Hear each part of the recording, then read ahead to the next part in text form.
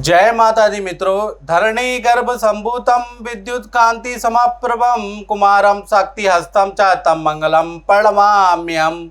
मित्रों, सेनापति मंगल का सिंह राशि में परिवर्तन होने जा रहा है, बनने जा रहा है।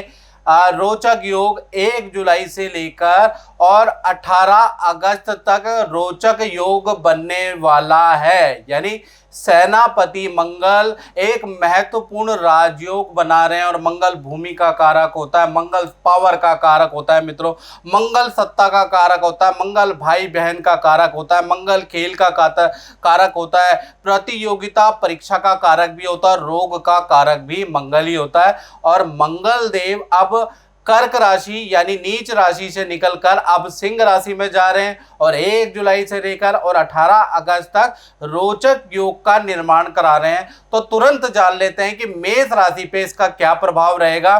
तो मेष राशि पे अगर देखा जाए तो कहा जाता है मेष राशि पे जो ये गोचर होगा, मंगल पंचम भाव में गोचर करेंगे। जैसा कि आप देख रहे हैं कि मंगल पंचम भाव में बैठे हैं। तो पंचम में शास्त्र बोलता है पंचमे स्थिते भौमा प्रेम दाम्पत्य धन सुखदायका। यानी पंचम स्थान के अंदर जब भी मंगल बैठते हैं तो प्रेम यानी कि लव रिलेशन के लिए बहुत ही लाभकारी ये स्थिति रहेगी 18 अगस्त तक। दूसरा, दाम्पत्य सुख के लिए बड़ी लाभकारी स्थिति रहेगी। अगर दाम्पत्य जो सुख नहीं मिल रहा है, पति पत्नी के बीच में वाद विवाद रह रहा है, तो वो चीज़ें समकक्ष हो जाएगी, ठीक हो जाएंगी। इसी प्रकार से जो कुंवारे हैं उनका शादी का योग नहीं बन रहा है तो मंगल यहाँ पंचम में बैठने के बाद आपका शादी का योग भी बनाता है और धन के लिए बहुत अच्छा है। यानी धन तो भर भर के आपके पास बरसेगा। वैसे भी जुलाई का मंथली राशिफल में मैंने बताया है कि आपके लिए लाभकारी है और मंगल का होना अति लाभकारी है। मंगल की 3 दृष्टि भी होती है, पहली होती है चौथी, 7वीं और 8वीं। तो चौथी दृष्टि से अगर देखा जाए तो वो आपके अष्टम भाव को देख रहा है। यानी अष्टम भाव को देखने का मतलब जहां 8 नंबर लिखा है वहां पर उसकी पहली चौथी दृष्टि है। यानी भूमि रेनोवेशन, भूमि का निर्माण, प्रॉपर्टी का क्रय विक्रय, कुछ ना कुछ मेष राशि का कुछ ना कुछ होगा या वाहन से संबंधित कुछ ना कुछ होगा। भूमि वाहन का कारक देखा जाए तो मंगल ही होता है। तो यहाँ पर जो अष्टम दृष्टि है ये लाभकारी है, चतुर्दृष्टि। साथ ही साथ जो देखा जाए तो मंगल की 7वीं जो दृष्टि है वो आपके देखा जाए तो लाभ भाव में बैठी है। यानी जहाँ 11 नंबर लिखा है तो लाभ भाव में बैठने से मंगल की दृष्टि अचानक आपको धन लाभ देगी, पद लाभ देगी और आपकी पावर, आपका रुतबा बढ़ जाएगा। साथ ही साथ आपका कोई सरकारी काम रुका हुआ है या सरकारी कोई मुद्दा, पुलिस केस, कोर्ट केस चल रहा है तो उसमें भी आपका कोई ना कोई हल निकल के आएगा 18 अगस्त तक। साथ ही साथ देखा जाए मंगल की 8वीं दृष्टि आपके 12वें भाव में बैठती है और 12वां भाव देखा जाए परिवर्तन का भाव होता है, खर्चे का भी होता है मित्रों, परिवर्तन का ज्यादा होता है। तो ऐसे में आपके विदेश यात्रा के योग नजर आ रहे हैं या स्थान परिवर्तन, नौकरी में परिवर्तन का फील्ड चेंज स्टूडेंट की नजर आ रही है। तो कुल मिला के यहाँ पर जो मंगल है वो आपका स्थान परिवर्तन भी करा रहा है। तो कुल मिला के देखा जाए तो मेष राशि के लिए जो मंगल का गोचर है बहुत बहुत लाभकारी है। और डिटेल में मित्रों जानना है तो 7210124289 मेरा व्हाट्सएप नंबर आ रहा है। इसमें नाम, date of birth, time of birth डाल के आप अपने बारे में निजी तौर से जानकारी ले सकते हैं। तो इस कार्यक्रम में मित्रों बस इतना ही, मुझे दीजिए इजाजत। जय माता दी। मैं लंदन से हूँ और मेरा बेटा 3 साल का है और वो काफ़ी टाइम से बीमार चल रहा था। एक दिन मैंने गुरुजी का प्रोग्राम देखा और उस प्रोग्राम में उनका मतलब मेरी उनसे बात हुई और मैं अपने बेटे को वहाँ लेकर गई तो उन्होंने उसके मतलब मेरे बेटे के लिए काफ़ी उपाय वगैरह बताए और जब से मैं वो उपाय कर रही हूँ मेरा बेटा आज बिल्कुल ठीक है और मैंने वो स्टोन भी पहन रखा है जो गुरुजी ने दिया है और आज मेरा बेटा और मेरी फैमिली बहुत ठीक है। माझं नाव शोभना पाटील है। अच्छा, डेट ऑफ बर्थ बताइए शोभना जी। 5/12/1976। 1976। हाँ। टाइम बताइएगा। सुबह के 8:15। सुबह के 8:15। जन्म स्थान बताइएगा। मुंबई। मुंबई में। पहले बताइएगा कि आप मेरे कार्यक्रम देखते हैं, मेरी चीजें देखते हैं, कुछ सीखे उससे कि नहीं सीखे? गुरुजी मैं यूट्यूब में देखती हूँ अंक ज्योतिष। अच्छा कोई बात नहीं, आप देखते तो है ना। हाँ हाँ हाँ, आप उससे मैं थोड़ा सीखी हूँ। आप मेरा प्रसारण में भी देख सकती हैं, आप YouTube में भी देख सकती हैं। एस्ट्रोराज हमारा है चैनल, आप उसको सब्सक्राइब कर लें और उसको देखें, ठीक है जी। ठीक है बाकी कुंडली के अनुसार देखिए, क्या जानना चाहती हैं आप?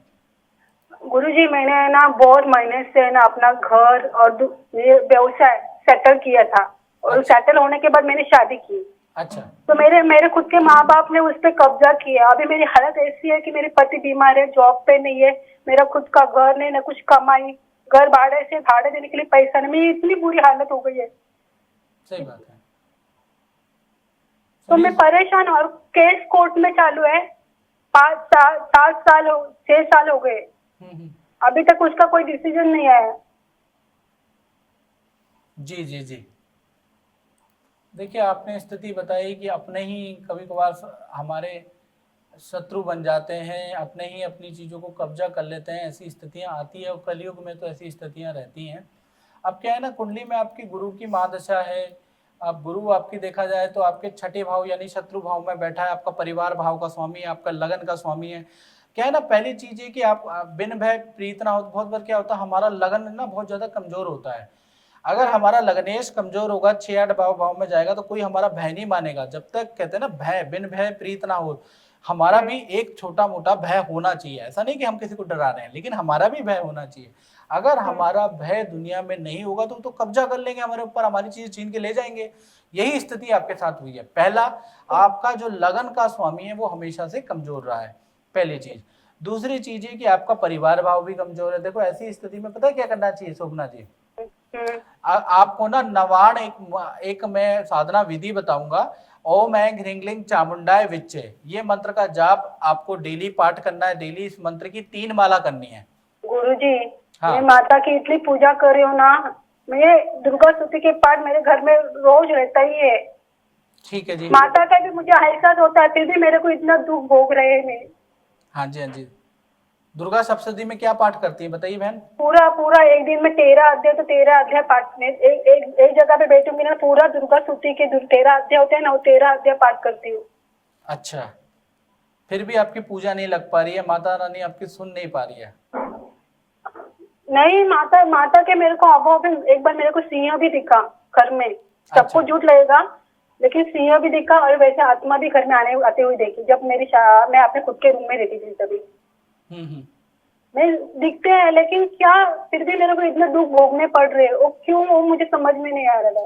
कारण तो यही माता रानी साथ में है। अभी मेरे पति को ब्रेन स्ट्रोक हुआ था ना, हाँ। डॉक्टर ने पूरा मरा हुआ डिक्लेयर किया। मैंने क्या किया, मैं दुर्गा स्तुति के पाठ करती हूँ ना, तो माता की विभूति जमा की। उस टाइम मुझे मालूम पड़ा था कि मेरे पति कंटिन्यू बीमार पड़ते। हाँ। तो एक बार मैंने ऐसे सहज माता के आने की विभूति और दुर्गा स्तुति के पाठ के ऐसे लगाई थी।